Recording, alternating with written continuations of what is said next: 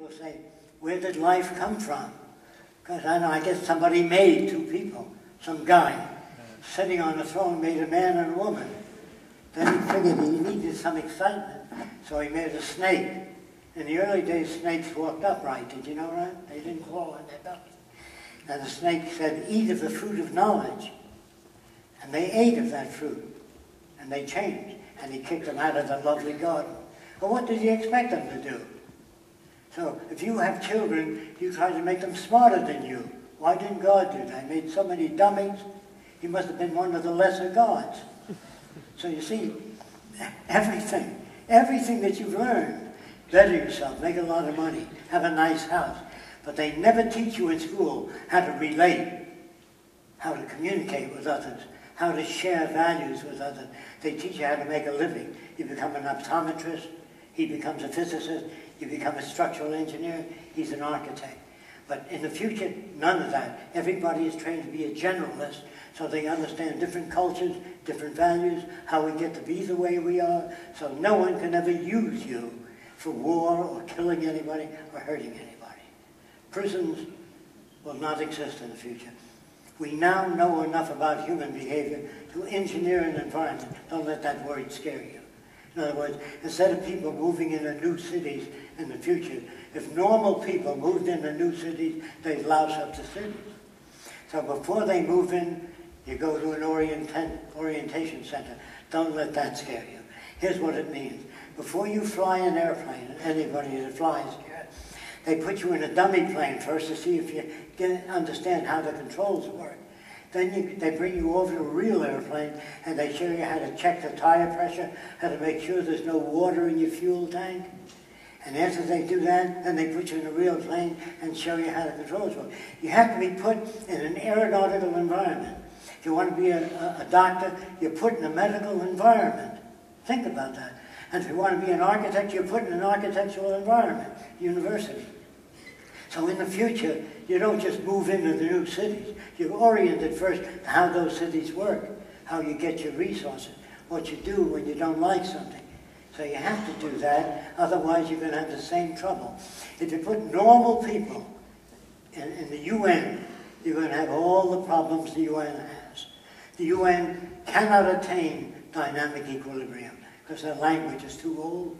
They can't communicate with each other. The Democrats can't communicate with Republicans. Husbands and wives have difficulty communicating. Children and parents have difficulty communicating because our language is old and is subject to interpretation. So if you're worried about these things, they're very easy to correct. It's very easy to provide an abundance for all people without working, without servitude. We're going to phase out all jobs where you don't use your head. And that's most jobs. The last time when somebody did something that radical was when the Khmer Rouge emptied Phnom Penh and made everybody leave the city to become peasants, to re-educate them. Well, what we do instead, we encourage what you call individuality. We bring up people. I better tell you what I did with my own kid, okay? When my kid was 4 years old, he said, "Daddy, the wheel came off my toy car." And I said, "So it did." And I threw it in the garbage, and I picked up my book, and I was reading it. And I was watching my corner of my eye. That lower lip goes way out. I said, "What's the matter?" He says, "You throwed it away." I said, "I'll get your baby toys where the wheels don't come off." He said, "Well, maybe I can fix it." And I reached for it and gave it to him. And he's trying to get that wheel on. Once he gets it on, then I pick him and say, "That's wonderful. How did you do that?" He said, "I'm not that little. You see the hole in the wheel? Yes. You see the piece of iron sticking up? Yes. I quit turning and turned it until it went on." Oh, don't always say, "Let Daddy fix it for you. Let Daddy do this. Let Daddy decide what you take at college." No, give the kid problems, let him solve them. My little girl walked into my lab when she was 3 years old. I put a wrench on the nut the wrong way, intentionally, and it keeps slipping on. So I put it on the wrong way again. She sat with her hands on it. "Daddy, that's no way to do it." So I put it on another way, and that didn't work. So she said, "I'll have to show you how." And she put the wrench on the right way. It was obvious, but I didn't want her to look up to Daddy and think he knows everything. I wanted to scan the environment and think for herself. I said, now what do you want, a doll? No, I want electric trains. They're more animate. See, you give a girl a doll, a little washing machine, you're programming her. So we don't believe in trying to get anybody to do anything that I want them to do. You do what you're interested in doing. You can take courses in any subject free of charge. You can walk out of school anytime, walk into any other classroom, sit down. If you don't like it, you walk out. So you learn where you want to learn in your own terms. Yes? We have a question here. Yeah, thank you. I'm not sure if I understand you right, but it seems to me that in this vision that you're describing, there is a little bit of the Enlightenment ideals, that whole vision that through the application of logic and empiricism and reason that we can reach. It's not logic that we use. I'm going to give you an example.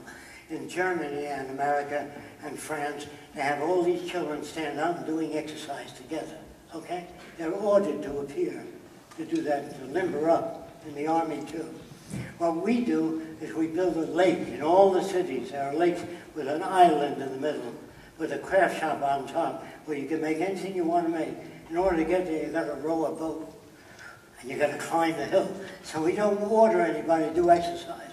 We build it into the environment. You understand? The books are placed at a level where you'll be reaching. So you'll be moving in all directions instead of going like this all day with all the other kids. That's trying to dictate behavior to generate healthier bodies. Yes?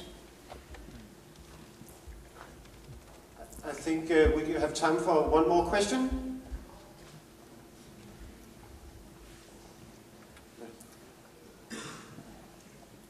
Thank you. Hi. As a member of the psychic movement, we often get questions regarding decision making and so on. Yeah, sorry.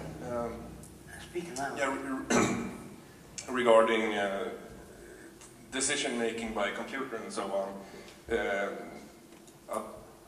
Not as a question, but more as I'd ask you to elaborate on the kinds of technological decision making that we're already doing in our culture. Yeah. As for now. I can give you an idea if you don't understand that subject too well.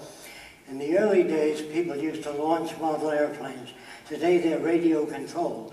The guy moves the controls, and the model can do a loop or a barrel roll or anything.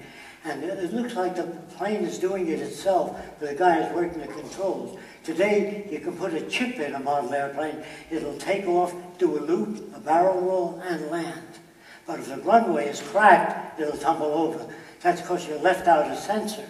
If you put a sensor in front of that model that scans the runway, and if there's a crack, it moves around and doesn't land there, it lands in another place.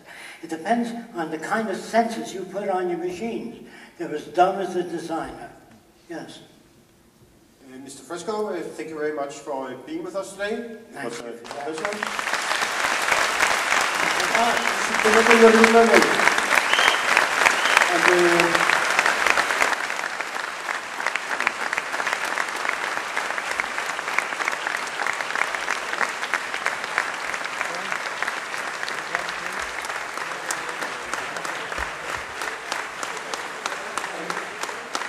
Have a nice life, by the way.